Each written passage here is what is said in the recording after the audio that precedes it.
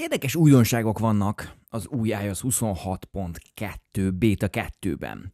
Az Apple még mindig finomítja az üveghatást, és egy csomó mindenhez hozzáadott egy új üveghatást. Például, hogyha megnézzük itt a menü felületet, látjátok, hogy egy ilyen teljesen új animáció, ez nem új animáció, mert amikor bemutatta számunkra az iOS 26 developer bétát, még anno júniusban, akkor pontosan ez az animáció volt az iPhone-okon. És valahogy így a fejlesztések folyamán elveszett ez az animáció, de most már érkezik vissza.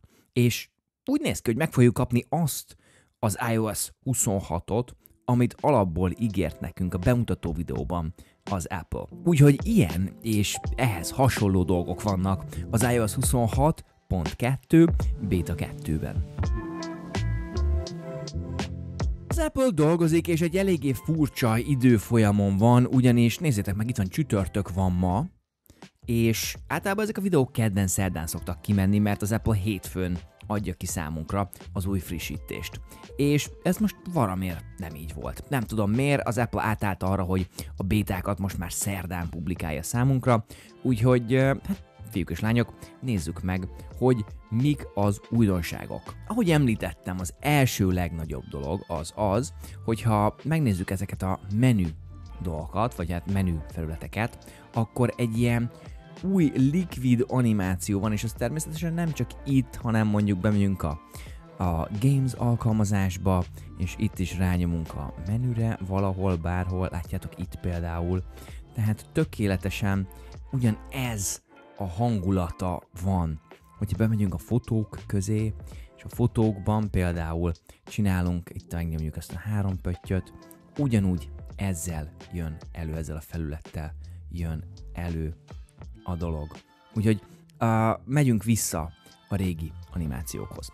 Másik újdonság az, hogy az emlékeztetőkbe, hogyha belépünk, és hozzáadunk egy új emlékeztetőt, akkor ugye itt van már ez a sürgős felület. Ennek a sürgős felületnek köszönhetően tudjuk gyakorlatilag olyan, mint egy ébresztővé tenni az emlékeztető alkalmazásunkat. Ugye nagyon sokszor van az, hogy valamiről szeretnénk emlékeztetőt, és egy ébresztőt állítunk be erre. Na, hát ennek az időszaknak vége, ugyanis itt, hogyha berakjuk, hogy idő és urgent, akkor onnantól kezdve kapunk egy értesítést a telefonunkon.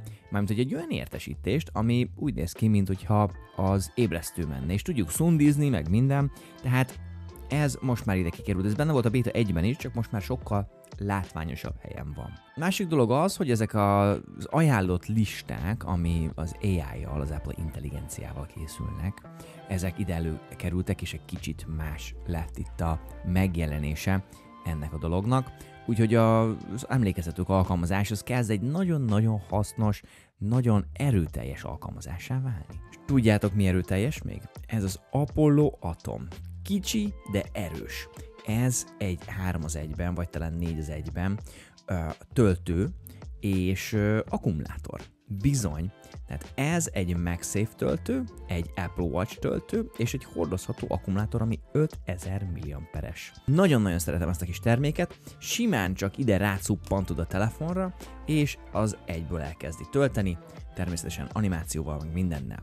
Ehhez egy tökéletes párosítás az Apollo Power Trio. Ugye van az Apollo Power, ami egy töltő és 35 watt. Van az Apollo Power Duo, ami 50 watt és 2 töltő. Tehát az Apollo Power Trio az 1-2-3 töltő, de egy kicsit máshogy.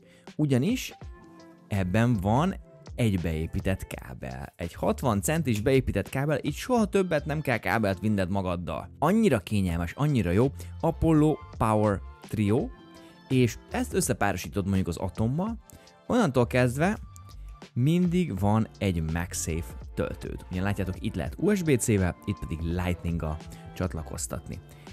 Ennyi kell neked ahhoz, hogy gyakorlatilag legyen egy hordozható aksid, kábeled, töltőfejed. Ennyit kell magaddal vinni, meg a telefon. Ennél egyszerűbb nem volt már tölteni a telefonodat, csekkold ezeket, és még nagyon-nagyon sok mindent az iPhone Magyarország.hu-n, és ne felejtsétek el, hogy az Apple Pie kuponkóddal 10% kedvezmény. A következő dolog, itt már be is léptem oda, az a játékok alkalmazásban volt, és a játékok alkalmazásban most már tudunk különböző filtereket használni. Tehát olyanokat keresek, amik csak most ezen rajta van, ezen az iPhone-on. Olyan játékokat keresek, amik működnek csak kontrollerrel, tehát controller support van benne. Így egyből megtalálom azokat a játékokat, amik telefonomon van, és amikhez kontroller kell. Mondjuk csak az olyan kontrolleres játékok, gyakorlatilag ez az összes olyan játék, amit valaha használtam, valaha játszottam, amihez kontroller kell. De itt tudunk másra is szűrni, például kategóriákra, menjünk be a kategóriákba, szeretnék mondjuk kaszinó, milyen fajta kaszinójátékok vannak, tök király. Úgyhogy a játékok alkalmazásban most már lehet filter, azaz szűrni a játékokat. Nagy érdekesség, hogy Amerikában most már lehet használni az útleveledet az Apple Walletban, azaz a tárcában. És látjátok, itt van, hogy Driver's License and ID Cards, és itt megjelent ez a Digital ID. Amúgy így néz ki a jogosítvány hozzáadás, és ez a Digital ID gyakorlatilag itt be tudod fényképezni az útleveledet, és hozzá tudod adni a telefonodhoz. Amerikában jelenleg országon belül lehet vele utazni, ez világszinten még nem engedélyezett, nincsen erre meg a struktúra, hogy ezt más országok tudják ellenőrizni. Tehát Amerikában hozzá tudod adni az útlevelet, aminek köszönhetően tudod igazolni magadat. Tehát ez egy digitális identifikáció. Továbbá a podcast alkalmazás is kapott egy frissítést. Itt van, pont mondja, hogy most már ugye a fejezeteket automatikusan az AI, azaz az Apple intelligencia, az ki tudja deríteni egy podcastben. Tehát, hogy bemegyünk egy podcastbe, ahol nincsenek fejezetek, itt be tudja rakni a fejezeteket automatikusan. Ez egy nagyon-nagyon hasznos dolog, és a végére hagytam a legjobbat, ugyanis, ide skubizzatok, hol vannak a... Na mindegy, rákeresek így.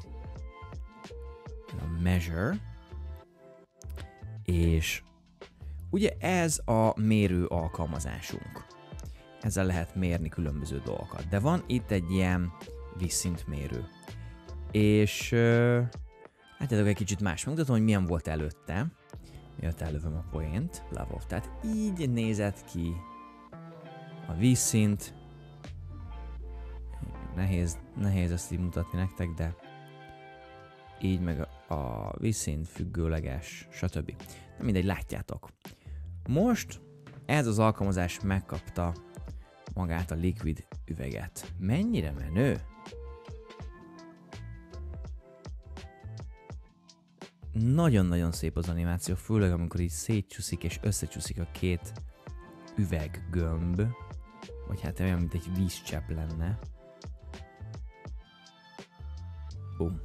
Szerintem zseni, nagyon-nagyon szép. Működik természetesen így vízszintbe is. Nagyon nehéz ezt így mutatni nektek, inkább csináljuk egy screen recordingot, és akkor így látjátok, hogy mi történik akkor, amikor gyakorlatilag így a számokat is el lehet tüntetni. Nagyon menci.